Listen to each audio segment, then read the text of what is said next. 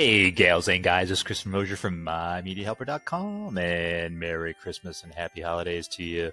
Today we are doing five movie reviews from FreeVee, free streaming movies that you can watch. Minor commercial interruptions, very minor, and you can get online and watch them at no cost, and probably movies that you've never even knew existed. So for this video, I'm not going to be wrapping my boot because I don't have it on. Here's my lovely boot. Looks like a Batman boot. I only have one, though. I don't have a set. And I'm kind of airing things out here. See if I can... Oh, there it is. Look at that. That's lovely. How's that for Christmas? I can't even aim it. Oh, I'm going the wrong way. There it is. Okay. So there's my lovely scar. And I got one on the other side. I'm not sure if I can get there. Ooh, look at that. That's nasty. Oh, there it is right there. I've never seen it because I can't flip my leg around to see what it looks like. So now I know what it looks like. All right, gals and guys, that's probably uber disgusting for you. But if you're not aware, I did break my ankle recently, a couple months ago. So I am recovering. So I don't have my Christmas hat on. I don't have any Christmas stuff on. I actually have the last sweater on that I filmed the last video, which was yesterday. So I should take a shower and everything and change. But anyways, we're going to wrap that boot, but just not going to do it today. But I just want to do a little introductory video, and I just wanted to do it this way this time. And let's get into the movie, shall we? All right, gals and guys, you know the deal. If you've seen my movie review videos before, I'm going to show you all the streaming services or the websites you can go to where you can watch free streaming movies at no cost to you. You might get some commercial interruptions, but they're very brief and not really annoying, at least in my opinion. So there are those, and then here are the 5 movies that we'll be reviewing this time out. I actually watched the last 2 last night, and they were not very good, but we'll get into that. So we have about 3 good ones and 2 not so good ones. And then this is where I tell you the description of the movies down below, or the links where you can link to them are down there, and you can put your comments, maybe suggest a movie of your own or what you think of my review. And then here's just a couple little dudes that I ripped off from someplace with thumbs down, thumbs up that I incorporate in the video. I don't have no idea where I grabbed them from, but there they are. They're a staple. And then here's the service that we're going to be reviewing today. These are movies on FreeVee, and it used to be IMDb TV last year, but now it's FreeVee. They rebranded. So let's do it to it. Cooper's Camera is a 2008 Canadian comedy film directed by Warren P. Sedona. The film centers on the Coopers, a dysfunctional family who are recording their family Christmas in 1985 on their new video camera, only for the holiday to descend into chaos. And that, for me personally, because I was 15 back in 1985 and I got a video camera, that brings back a lot of memories for me.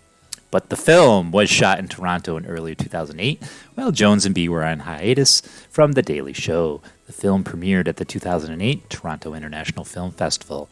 The film received 4 Canadian Comedy Award nominations at the 10th Canadian Comedy Awards in 2009 for Best Performance by a Male in a Film, Best Performance by a Female in a Film, Best Direction in a Film, and Best Writing in a Film. B won for Best Performance by a Female. By all accounts, I shouldn't like this movie. It was fucking stupid. You'll probably think it's fucking stupid, and if I recommend it, I'll be fucking stupid. I laughed. I laughed at this terrible piece of shit. It was funny. It's not a good movie, but it's funny. And no time was I bored. It entertained me, and I'm ashamed to tell you I enjoyed it. Probably way too much. I'm not recommending it. I can't. But go watch it. Anyway. The Hebrew Hammer is a 2003 American comedy film written and directed by Jonathan Kesselman. It stars Adam Goldberg, Judy Greer, Andy Dick, Mario Van Peebles, and Peter Coyote. The plot concerns a Jewish blaxploitation crime fighter known as the Hebrew Hammer who must save Hanukkah from the evil son of Santa Claus who wants to destroy Hanukkah and Kwanzaa and make everyone celebrate Christmas. The Hebrew Hammer parodies many common stereotypes about Jews. During filming, the movie came to the attention of the Anti-Defamation League, which were concerned that it might promote unfavorable image of Jews. The film happens to include a direct parody of the ADL as members of the fictional Jewish Justice League. After viewing the film, Warren Katz and the ADL brought legal action against the producers of the film, but lost in a summary ruling handed down by the United States District Court for the Northern District of New York. The film also drew criticism, Jesus Christ, from some Christian groups who argued that the film portrayed most Christians as being anti-Semitic and intolerant. And Jesus, for the fuck Christ's sake, did any one of these assholes ever see Blazing Saddles? Must we be outraged by everything? It's a parody, you dumb religious fucks. Nothing in this film is offensive. The only thing offensive here is your stupidity. All right. Had to get that right off my chest. Many scenes were shot in Borough Park, Brooklyn, which has a large community of Hasidic Jews. Filmmakers are initially concerned that members of the Hasidic community might protest the movie, as they did with the 1998 film A Price Above Rubies, and shut down filming. The reaction of the Hasidim in Borough Park was mixed, however. No organized protest was pursued, and some residents of the neighborhood agreed to appear as extras in the film. Can I just say this? I watched this film. I don't have anything against Jews or Christians or any religious community watching this film. Can I just throw that out there? It's just a fucking movie. All right. This was watchable, but I'm confused about one thing. Well, not just one thing, but this particular thing. Why do people keep hiring Andy Dick to be in things? He's terrible. He is beyond terrible. There's nothing about him that is remotely funny. He doesn't have an ounce of charisma, and he's a terrible actor. He's right up there with, like, Pauly Shore and Tom Green. They're terrible. I'm not saying terrible human beings. I mean, maybe they are. Maybe they aren't. I don't know them. I'm not exactly a great human being myself.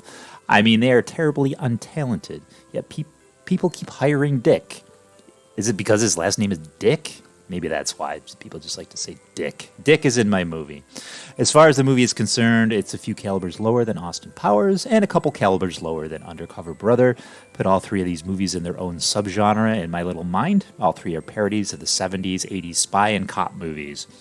Hebrew Hammer is stupid. It's good stupid at times. I wouldn't say I laughed out loud, but I did find some parts worth a smile or two. I'm not saying it's a good movie. I'm just saying it's tolerable. I didn't want to go slit my wrists or anything like I did when I watched Freddy Got Fingered or Master of Disguise. I didn't want to go beat up any Jews or Christians or anything when I watched this. It's all right. Go watch it. Christmas with the Kranks is a 2004 American Christmas comedy film based on the 2001 novel Skipping Christmas by John Grisham. It was directed by Joe Roth, written and produced by Chris Columbus, and starring Tim Allen, Jamie Lee Curtis, Dan Aykroyd, Eric Persullivan, Cheech Marin, Jake Busey, and M. Emmett Walsh. The film tells of a couple who decide to skip Christmas 1 year since their daughter is away, much to the dismay of their neighbors, until their daughter decides to come home at the last minute. And just as a side note, this was Tom Poston's final film before his death in 2007. If you don't know who Tom Poston is, go watch Mork and Mindy, I guess. Christmas with the Kranks takes place mostly in the Kranks neighborhood of Hemlock Street in Riverside, a suburb of Chicago, Illinois, over the course of 4 weeks from Thanksgiving to Christmas Eve. Production designer Gareth Stover originally looked for locations with the right weather conditions and suburban ambiance for Hemlock Street, as described specifically in Columbus's script of the film.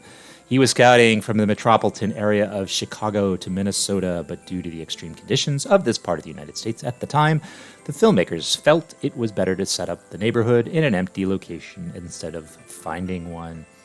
When looking for a place to build the set 15 weeks before filming began, Stover chose a parking lot of a former Boeing aircraft factory in Downey, California, about 15 miles away from downtown Los Angeles, and in the midst of Downey Studios. The rest of the first 3 weeks were spent on designing the houses with assistance from construction coordinator David Elliott. In the next 12 weeks, hundreds of carpenters, plasterers, and painters had built what would become the largest exterior set ever for a movie, being more than 700 feet long and including 16 houses. What Stover called the Core Five were houses of the Kranks, the Froymeyers, the Shields, the Beckers, and the Trogdons, I guess, which he claimed had full ground floors that are dressed and you can see into. He also said that the second floor of the Kranks was built on a soundstage. Producer Michael Barnathan claimed that the set would later be available for other movies, TV series, and commercials to use. However, due to both health complaints from the locals over toxic residues and a lack of profit, the studio closed in 2012 and it was razed to build a mall because, We always needed more malls back then, and who the hell goes to the mall anymore anyways? On its opening weekend, it earned $21.6 million on 3,393 screens, ranking number 3 behind National Treasure and The Incredibles, and it eventually grossed $96.6 million worldwide. Now, I remember watching this film a long time ago, and although I couldn't remember a lot about it, something in me said I didn't like it. So the second viewing, which was just a couple days ago, a bit different, as I actually liked this movie. I'm not sure what happened upon my first viewing. Was I in a bad mood? Was I drunk? Who the hell knows? This was an enjoyable Christmas film, and methinks I judged it too harshly the first time around. So go check it out this Christmas holiday season. A Christmas Carol, the musical, is a 2004 American musical television film based on the 1943 novella of the same name by Charles Dickens, which also inspired a 1994 stage musical by Alan Menken and Lynn Ahrens. Directed by Arthur Allen Seidelman and written by Ahrens, the film stars Kelsey Grammer, Jesse L. Martin, Jane Krakowski, Jennifer Love Hewitt, Geraldine Sheplin, and Jason Alexander. The film first premiered on November 28th of 2004 on the NBC television network. Lyricist Lynn Ahrens wrote the teleplay based on her and Mike Okren's book for the original Madison Square Garden stage musical. The score contains 22 songs, also adapted from the stage. And sorry, those songs are terrible. I didn't find one song enjoyable. I'm probably not the biggest musical fan in the world, but I do know good music and lyrics when I hear them, and none of them were embedded in this telefilm. I suppose there was a reason why I never heard of this musical film until now. It's not good. If you want to see an awesome musical movie version of A Christmas Carol, seek out the film Scrooge, starring Albert Finney, a far superior production and a great movie. Kelsey Grammer is legend as Fraser Crane. Ebenezer Scrooge, he's not. I can do without Jason Alexander in most anything. It just didn't work. If I was to say something kind about this film, it was the set design. The sets were awesome. The costumes were cool. The rest of the film was pretty impossible to get through. I really hated this. It did the exact opposite of putting me into the Christmas spirit. It made me want to go and burn all the chimney stockings and the tree to the ground. I won't, though, but it was terrible, and it was painful to get through. The Legend of the Christmas Witch is a 2018 Italian-language Christmas fantasy comedy film based on the Italian legend of the Befana, I guess. I'm not really sure. It is an Italian-Spanish co-production directed by, is that Michele Soavi? S-O-A-V-I. Filming took place in Rome, Aosta, Bolzano, Murano, San Michele El Adige, and Castel. Sorry, I've never been to these places. The film was released in 502 theaters in Italy on December 27th of 2018. During the day, Miss Paula works as a school teacher in an Italian town, but at night she transforms into the over 500-year-old Befana, a witch who delivers presents to well-behaved children and unusual surprises to bad ones each year at midnight when it turns January 6th. One year, a dog chews on her Rolodex and she fails to deliver a gift in time to Giovanni Rovazio, I guess, who then blames her for all of his subsequent misfortunes, including his parents' divorce. 25 years later, Giovanni has transformed himself into Mr. Johnny, a villain who kidnaps Paulia in order to take over delivery of the toys, and from there it all goes downhill. It already sounds like it goes downhill just for me explaining the fucking thing. You know, I've seen this movie last year and many times this year and ignored it. I mean, I just saw that it existed. I finally watched the trailer. It looked like it had good production values and wasn't terrible, and then I watched the movie, and the first 10 or so minutes weren't terrible. They were actually very, very competent. And then as I continued to watch, my desire for it to end became apparent. The first thing you need to get through is the god-awful dubbing. I've watched dubbed movies before. The Legend of the Christmas Witch has to be the worst dubbed movie I've ever seen. You'd probably be better off watching it with subtitles. Then the movie introduced the children's characters. Maybe there's less annoyance in a subtitled version. In the dubbed version, my annoyance levels went through the roof, like nails on a chalkboard. Their voices were the most annoying sounds, like if Fran Drescher and Gilbert Gottfried had a love child. I hate this movie. I hate this movie with a passion. First, the trailer tricked me into watching it in the first place. Then the movie started kind of good with building my expectations, and it just turned into a big pile of Christmas shit. Big old Yuletide log of Christmas shit. And if you think I was being too harsh on the past two movies that I reviewed in this particular one, I really wasn't. But if you go to Google, and usually what I put in is FreeVee Christmas movies, and then I just look down and I click here. And then as you can see, it's checked FreeVee, but you got to put in either like Christmas or holiday, and then hit enter, and then hit FreeVee again. And then there you go. Here's all the movies that you can view. And there's Christmas with the Kranks right there. Let's hit that and see what happens. And there we go. Got the FreeVee sign there. It's still watchable as the time that I'm making this video. So get on there, and the links are down in the description. As I mentioned, the last two movies I'd skip right over. But there's tons of movies on here, and hopefully I touched on some really good ones, and then some to keep away from. So as a Christmas gift to me, my friends, if you would send me along a subscription, subscribe to my site, as far as subscription is concerned, I would appreciate that. If you like this video, please thumbs up it. If you hated this video, please thumbs up it like 9-10 times, and share it with fellow movie aficionados, and hit the bell for updates. And that's it. I'm going to take a shower and hopefully change clothes and start the next video for tomorrow. All right, gals and guys. See ya.